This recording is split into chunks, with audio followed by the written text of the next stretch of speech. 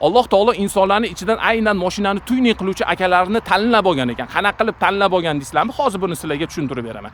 Tuyningchi akalar ishini bunaqa puxta, go'zal suratda qilishlik uchun quvvatni qayerdan oladi degan savol o'ylantiradi shaxsan meni. Ya'ni quvvati kelib chiqishi negizi, ildizi qayerda degan bu savolga javob topdim.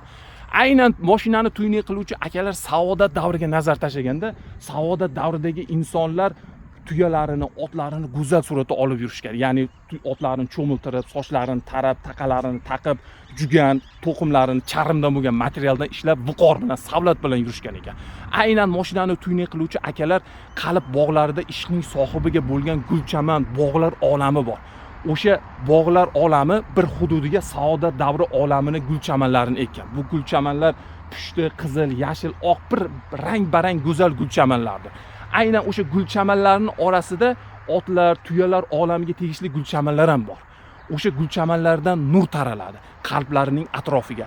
O'sha nurdan, ya'ni qalbining tashqarisida turgan irodasi o'sha nurlardan quvvat olgan.